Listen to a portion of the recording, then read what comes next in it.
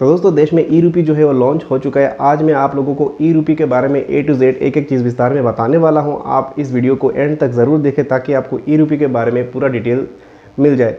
दोस्तों ई रूपी क्या है, ई रूपी का क्या फ़ायदा होने वाला है आपको। सबसे बड़ा जो चीज़ है, हर लोग यही जानना चाहता है कि किसी भी चीज़ को अगर गवर्नमेंट लेके आता है उससे आम लोगों को क्या फ़ायदा होने वाला है।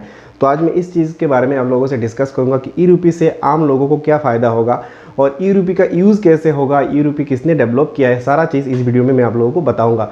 तो वीडियो दोस्तों एंड तक देखें ताकि आपको ई रूपी के बारे में एक एक चीज़ें पता चले। वीडियो को स्किप किए बिना एंड तक ज़रूर देखें। अगर आप चैनल पे नए हैं तो चैनल को सब्सक्राइब ज़रूर करें। अगर आप फेसबुक में इस वीडियो को देख रहे हैं तो मेरे पेज को फॉलो ज़रूर करें। अगर वीडियो आपको इन्फॉर्मेटिव लगा कि ये वीडियो काम का है तो एक लाइक ज़रूर कीजिएगा। तो चलिए बिना किसी देरी के वीडियो को शुरू करते हैं। तो दोस्तों यहाँ पे आज हम बात करेंगे ई रूपी के बारे में। सबसे पहला जो है जान लेते हैं ई रूपी जो है इसको बनाया किसने है, यानी कि इसको डेवलप किसने किया है।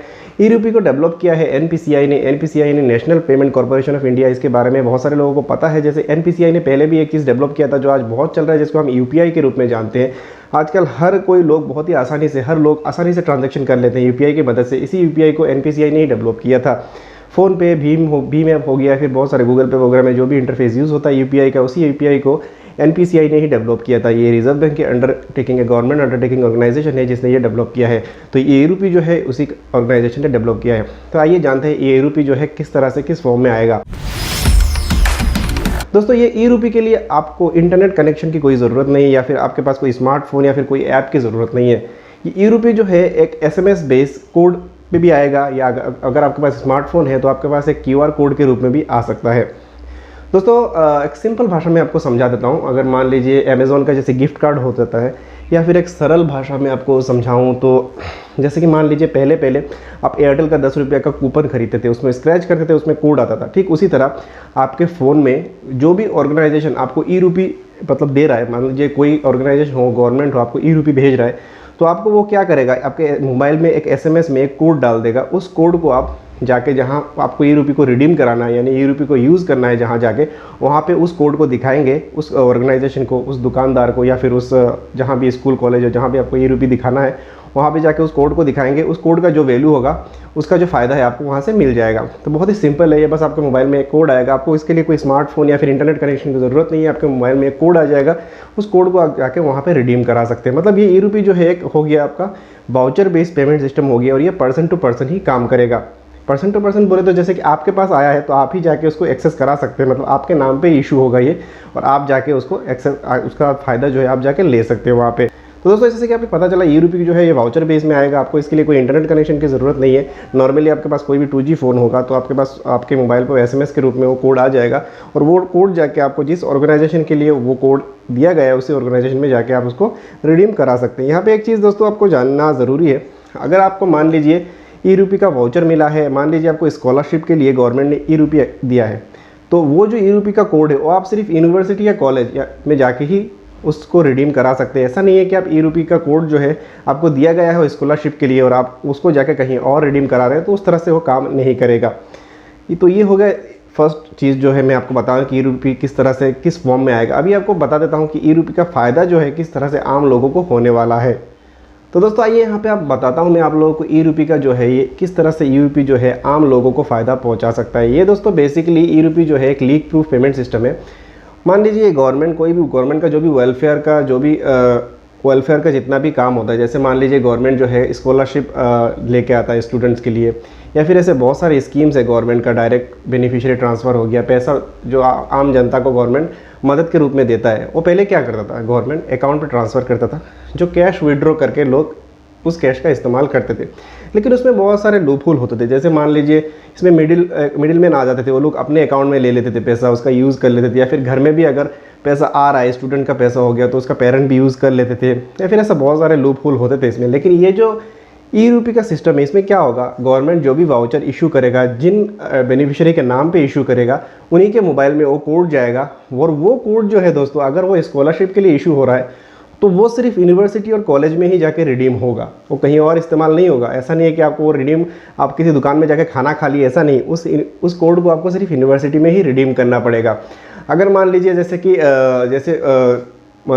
औरतों को मिलता है, मेडिसिन के लिए मिलता है, या फिर बूढ़े लोगों को जो है, बुज़ुर्गों को जो मेडिसिन के लिए गवर्नमेंट की तरफ से जो भी पैसे मिलते हैं, वो पहले कैश के रूप में मिलता था। अभी क्या करेगा गवर्नमेंट जो है, ई रूपी उनको इशू कर देगा, और वो जो ई रूपी का जो भी वाउचर है जिनको भी इशू करेगा वो जाके, अगर उनको दवाई के लिए इशू किया जा रहा है, वो जाके हॉस्पिटल्स में या फिर जो भी दवाई का स्टोर है उसमें ही जाके उसको रिडीम करवा सकते हैं। तो ये दोस्तों ये एक तरह से गुड गवर्नेंस की तरफ जा रहा है, जो कि गवर्नमेंट चाहता है कि कोई भी करप्शन ना हो। ये गवर्नमेंट का एक तारीफ करना पड़ेगा, यहाँ पे एक अच्छा स्टेप है, ताकि इससे क्या होगा दोस्तों, करप्शन में काफ़ी रोक लगेगा। अभी जो भी गवर्नमेंट वाउचर इशू करेगा वो सिर्फ उनकी बेनिफिशियरी तक ही जाके बेनिफिशियरी उसको रिडीम करवा सकता है। इसमें कोई मिडिल मैन आके उस वाउचर को रिडीम नहीं करा सकता। अगर रिडीम कराएगा भी तो वो गवर्नमेंट को पता चल जाएगा कि इसने उसको रिडीम कराया है, क्योंकि जो वाउचर इशू होगा वो वाउचर किसने कहाँ पे इशू कराया है, सारा डिटेल जो है ये ई रूपी का सिस्टम में जो है लॉग हो जाएगा, और उस जो भी ई रूपी का ऑर्गेनाइजेशन है उसको पता चल जाएगा कि ये वाउचर जो है हमने फलाना पर्सन को इसको इशू किया था और उसने इस वाउचर को यहाँ पे जाके यूज़ किया। मान लीजिए मैंने आपको एक वाउचर दिया, एग्जाम्पल के तौर पे मैं एक ऑर्गेनाइजेशन हूँ, मैंने आपको हेल्प के लिए एक वाउचर दिया है, आपने और आपको बोला ये वाउचर आप जाके अपने हेल्थ के लिए आप दवाई खरीद लीजिए। आपको दिया है एक मिडिलमैन के हाथ में कि जाके उस व्यक्ति को दे दीजिए। उस मिडिलमैन ने वहाँ से थोड़ा सा कट ले लिया। पहले ऐसा होता था कि मिडिलमैन जो होता था थोड़ा सा कट ले लेता था, पैसा लेके बाकी पैसा आपको देता। अभी ऐसा नहीं होगा। अगर मैं आपको वाउचर इशू करूँगा तो मुझे पता चलेगा कि मैंने ये वाउचर इस पर्सन को इशू किया है। मैं बाद में देख पाऊंगा कि उस व्यक्ति ने, जिसको मैंने दिया था ये वाउचर, उस व्यक्ति ने उतना ही पैसा उसको मिला कि नहीं मिला, उसने उस पैसे का क्या इस्तेमाल किया, दवाई खरीदा, क्या किया, पूरा डिटेल मुझे पता चल जाएगा। तो गवर्नमेंट को पूरा डिटेल अब पता चलेगा कि आप उस वाउचर से क्या कर रहे हैं, क्या मतलब कि कौन सी यूनिवर्सिटी में उसको इशू कर रहे हैं, कौन से दवाई खाना में उसको इशू मतलब यूज़ कर रहे हैं, हर चीज़ जो है गवर्नमेंट को पता चलेगा। तो ये जो है ई रूपी का एक बहुत ही अच्छा एडवांटेज कहेंगे। जो जितना भी गवर्नमेंट का जो भी बेनिफिशियरी स्कीम होता है, सारा जो बेनिफिशियरी स्कीम में जितना भी पैसा वगैरह गवर्नमेंट इशू करेगा जनता के लिए, वो जनता तक ही पहुंच जाएगा। तो ये एक बहुत ही बड़ा एडवांटेज है। लेकिन इसमें भी बहुत सारा लूप होल आएंगे, धीरे धीरे पता चलेगा, क्योंकि हर चीज़ का कुछ ना कुछ प्रॉब्लम होता है। ई रूपी का भी कुछ ना कुछ हो सकता है प्रॉब्लम। लेकिन जहाँ तक यहाँ पे मुझे मालूम पड़ रहा है, इंटरनेट से भी मैंने काफ़ी सारा आर्टिकल पढ़े और ई रूपी के बारे में इन्फॉर्मेशन इकट्ठा किया, इससे पता चल रहा है कि ई रूपी एक बहुत ही अच्छा सिस्टम है, बहुत ही लीक प्रूफ सिस्टम है। यहाँ पे सवाल है दोस्तों, ई रूपी जो है ये इंडिया में पहली बार आ रहा है या फिर ये पहले किसी देश में है? इससे पहले भी काफ़ी देशों में ई रूपी जैसा सिस्टम है, हांगकांग में है, यूएस में है। यूएस में भी जैसे गवर्नमेंट स्कॉलरशिप इशू करता है तो ऐसे ही वाउचर के रूप में इशू करता था कि वो वाउचर जो है पेरेंट जाके स्टूडेंट के लिए उसी यूनिवर्सिटी में रिडीम करा पाए। हांगकांग भी ऐसा भी फूड वाउचर मिलता है। तो ऐसे इंडिया में भी अभी ई रूपी आ गया है। तो ई रूपी क्या होगा, इस तरह से एक वाउचर गवर्नमेंट इशू करेगा हर एक नागरिक के लिए जिसको देना चाहता है, और वो जाके उस वाउचर को जहाँ के लिए इशू है वहाँ जाके रिडीम करा सकता है। तो दोस्तों यहाँ पे ई रूपी के लेके और एक चीज़ बता देता हूँ। ई रूपी फिलहाल 8 बैंक ने, यहाँ पे जो 8 बैंक ई रूपी के अंडर रजिस्टर हो चुका है। यहाँ पे आप स्क्रीन पे लिस्ट देख सकते हैं। ये जो 8 बैंक है टोटल, इन 8 बैंकों ने ई रूपी को मतलब एक्सेप्ट किया है, ई रूपी को रजिस्टर कर लिया है। और आगे धीरे धीरे और भी बैंक इसमें ऐड होते जाएंगे। जहाँ पे गवर्नमेंट ने किसी चीज़ को लॉन्च कर दिया तो हर बैंक को बाउंड है, उसको आना ही पड़ेगा इसके अंदर, आपको पता ही है। और इसका जो फ़ायदा है, मेरे को सबसे अच्छा इस चीज़ का यही लगा कि इसका जो फ़ायदा है ये आम लोगों को इस तरह से होगा कि गवर्नमेंट कोई भी स्कीम लॉन्च करेगा तो उसका जो भी बेनिफिट होने वाला है, जो भी पैसा वगैरह गवर्नमेंट जारी करेगा, तो उस पर्सन को डायरेक्टली मिलेगा और उससे वो वही चीज़ करेगा जो गवर्नमेंट चाहेगा। यानी कि अगर गवर्नमेंट आपको कोई भी वाउचर रिडीम कर रहा है, आप उससे मेडिसिन खरीदे तो आपको उसको मेडिसिन ही खरीद सकते हैं, दूसरा कुछ चीज़ नहीं कर सकते। फिलहाल देखा जाता है जैसे महिलाओं को दिया जाता है, जैसे बच्चा जन्म होने के बाद महिलाओं को कुछ पैसे दिया जाता है कि वो उनसे दवाई खरीदे, उसके लिए उनको पैसा दिया जाता था अकाउंट पे। लेकिन अभी वो ऐसा नहीं दिया जाएगा, अभी ई रूपी के फॉर्म में दिया जाएगा। और वो महिला जो है वो जाके उस वाउचर से सिर्फ अपने लिए दवाई ही खरीद सकता है, दूसरा कोई भी काम नहीं कर सकता। उसका पति बीच में घुस के वो पैसा लेके कुछ और नहीं कर सकता। वो महिला सिर्फ उसी चीज़ से दवाई ही खरीद सकता है। दोस्तों ये ई रूपी इस तरह से बहुत ही एक अच्छा सिस्टम है, गवर्नमेंट लेके आया है, जो फ्यूचर में भी इसका अच्छा यूज़ जो होगा उसका पता चल रहा है कि फ्यूचर में भी ये शायद अच्छा यूज़ होगा इसका ई रूपी का। तो दोस्तों ई रूपी यही है, ये कोई डिजिटल फुल फॉर्म में डिजिटल करेंसी नहीं बोल सकते, लेकिन ये डिजिटल करेंसी का एक स्टेप है। फ्यूचर की तरफ हम बढ़ रहे हैं ट्रांजैक्शन को लेके, और ये ई रूपी जो है ये काफ़ी फ़ायदा पहुँचाने वाला है। अब ये देखने की चीज़ है आगे इस ई रूपी का यूज़ कैसे होगा।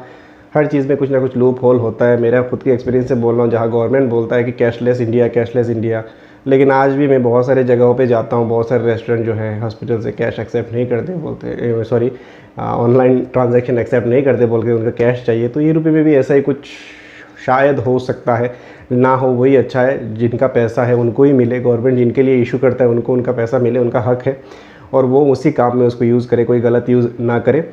तो उम्मीद करता हूँ आज का ये इन्फॉर्मेटिव वीडियो जो है आपको पसंद आया होगा। इस तरह से नया नया इन्फॉर्मेटिव वीडियो और टेक वीडियो पाने के लिए चैनल को सब्सक्राइब जरूर करें। वीडियो अच्छा लगा तो एक लाइक ज़रूर कीजिएगा। वीडियो देखने के लिए आप सबका बहुत बहुत धन्यवाद।